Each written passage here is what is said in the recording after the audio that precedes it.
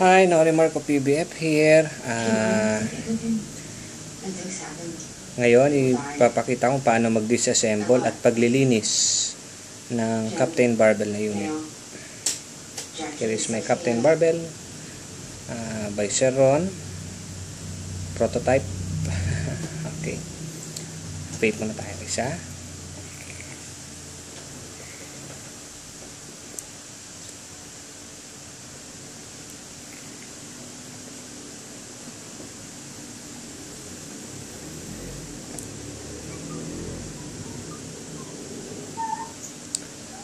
That's it. Kailangan natin sa paglilinis at pag-disassemble unit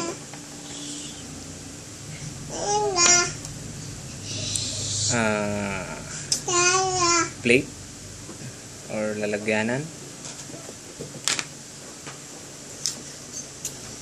long nose, rubber, sandpaper, and alcohol.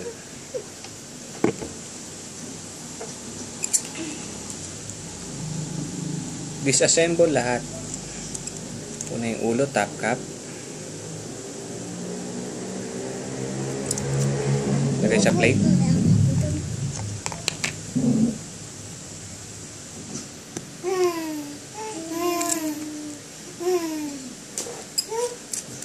Upper part.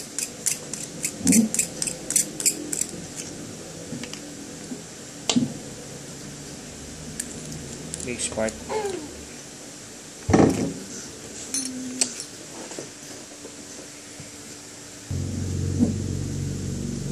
Middle part.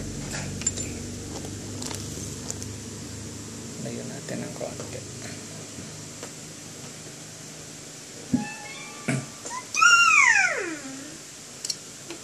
Tanggal na to lahat. Dito na.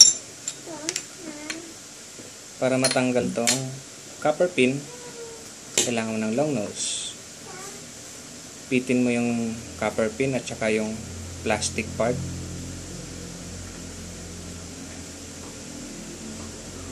Paikot-ikutin mo lang hanggang matanggal.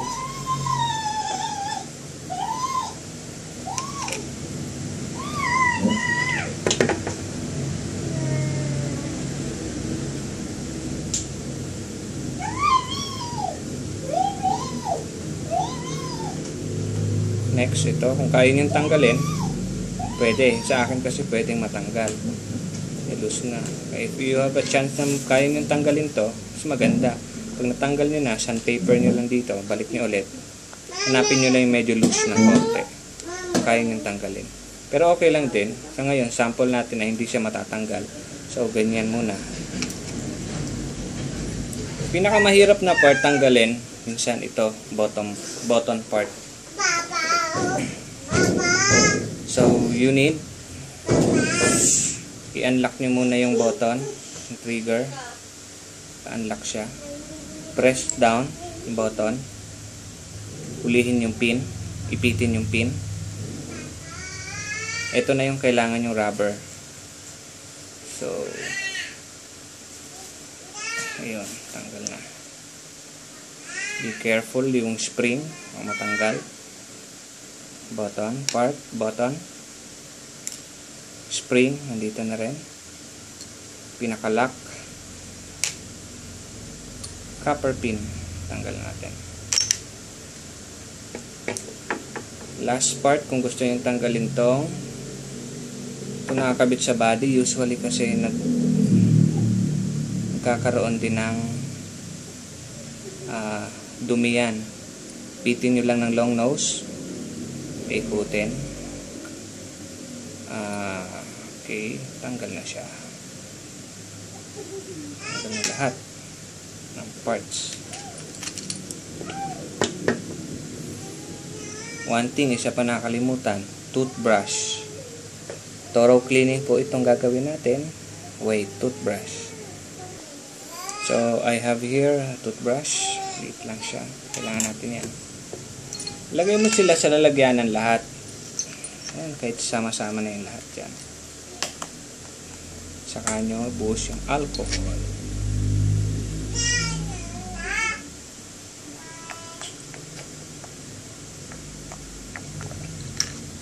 Threads, alcohol nyo, loob ng tube. Okay na yan.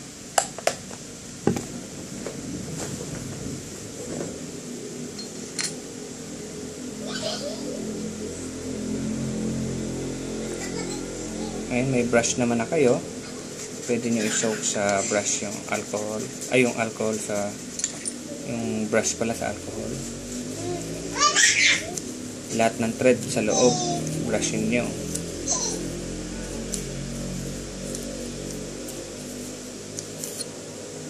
Pati thread na pinagkakabitan ng mga cap, lahat. Pati yung butas dito sa may trigger, lalo na yan. So, minsan nagkakaroon ng dumi dyan. Yun yung pinaka-culprit natin. Kakaroon ng pag-humina, dito yan, nagkakaroon ng dumi dito. Naiipon yung dumi. So, yung contact ng ground, hindi maganda. Pwede nyo i-brush dito. Okay, brush natin lahat. Nasa sa inyo naman yan, kung nalalaman nyo na kung malinis na malinis yung ginawa nyo. So, check nyo kung may mga dumi pa. Thread. Pati ito, mga thread dito. Kailangan i-brush.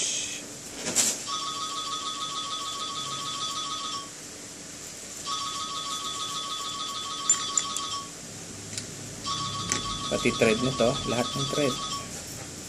Tanggalin yung mga dumi-dumi.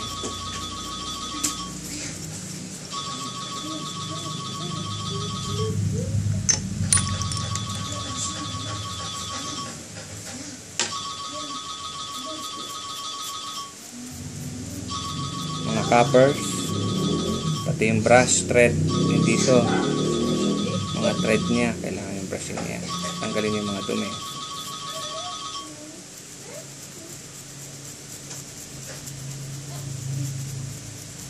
Using alcohol and brush.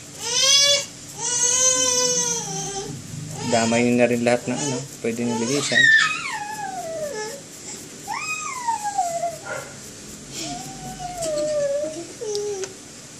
Akpayin niya ang tissue.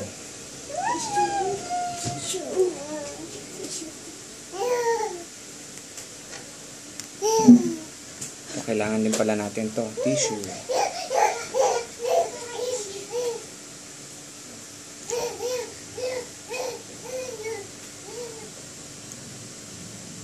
Lagyan natin sa tissue. Alcohol yan. Madali lang naman mag-evaporate lahat. So, nalinisan mo yan. Pati lahat ng thread after yung nalinisan na, pwede nyo patuyuin using tissue, cloth, or ano, kahit ano pa, basta mapatuyo nyo. Next naman, let's focus sa mga brass part and copper part. For example, ito yung pin trigger, yung copper pin trigger, yung kinakabitan ng pintutan, yung pumapalo. Ito yun. So, linisin mo siya, alcohol.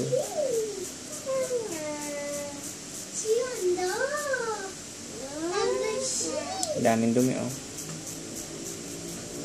Ito, malaki rin ang effect nito pag ito yung nagdumi. Ihina talaga yung palo nito. Ihila yung bato, unit.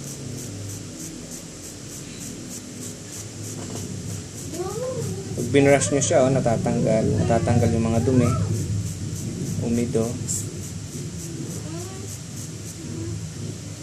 Kapag hindi pa rin matanggal ng dumi, pwede na kayong gumamit ng sandpaper. Tuyuin nyo mo ng konti.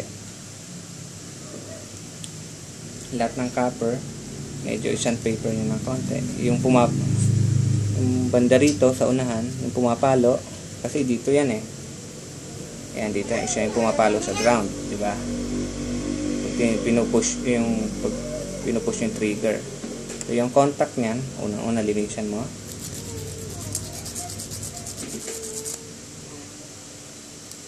Tingnan rin yung paligid. Huwag lang yung thread. Iwasan nyo lang. Kasi copper po siya. Iwasan nyo lang yung thread. Ang ma-sandpaper nyo. Kasi luluwag yan. Ito yung contact niya. Yung pinaka-body. Contact niya dun sa body. Sa may brush part niya. Kapag yun ang nawalan ng, pag yun nagkaroon ng umido, dumi, malaking babawas sa power ulit. So, sensya nyo. Yan talaga. Thorough cleaning po ito.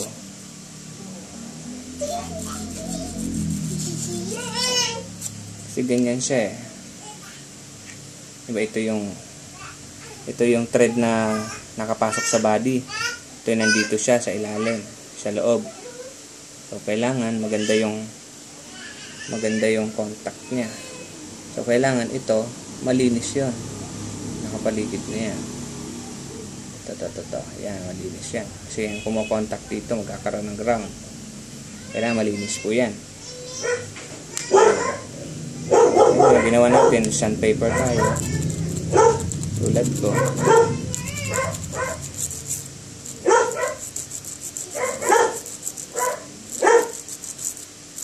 Basta iwasan nyo lang yung thread. Yun yung importante lang. Okay na yun. Basta matanggalan dun eh. Okay na yun. Huwag nyo nang diinan pa.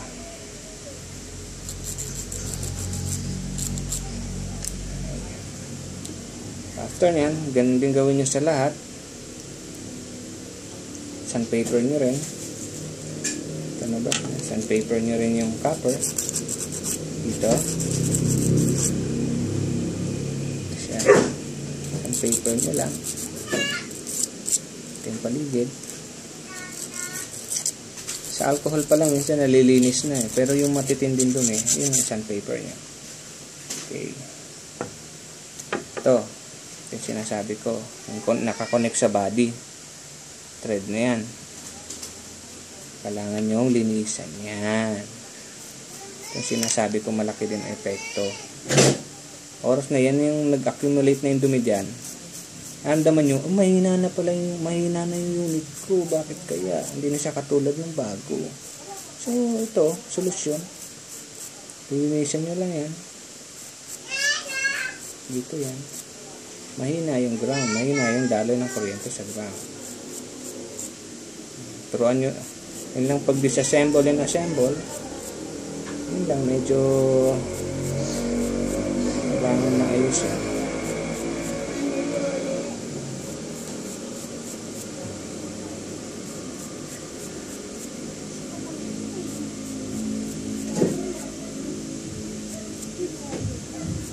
Linis na. Ganun din dito, yung threads niya. So, linisan nyo lahat. Yan ang mahalaga. Yan.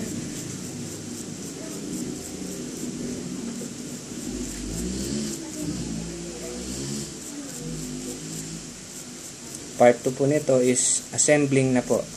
Ito, disassembling and cleaning, part 1. Pati yung sa loob, lahat. Pati sa loob. Itong dito. Yung brush nyo, kaya yan. Tela, ipasok nila yung tela or cotton. Tissue.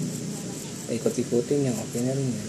Ito, medyo malinis naman na kaya ganito lang ginagawa ko.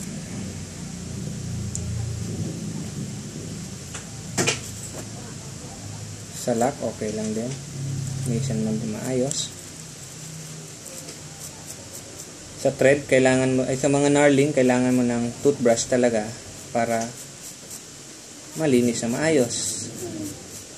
Yung singit-singit dyan, minsan makikita kang black, dumi-dumi. Brush lang po. Pag gusto nyo pakintabin ulit, ito yung finish na makintab, yung glossy, yung shine na shine. Metal polish lang po gamitin. Ganon din gawin nyo po rito. Copper din po siya. Ito po yung positive pin. Sandpaper nyo lang konti rito at dito. So that's it. Yan ang paano paglilinis. So tutuloy natin sa part 2. Thank you.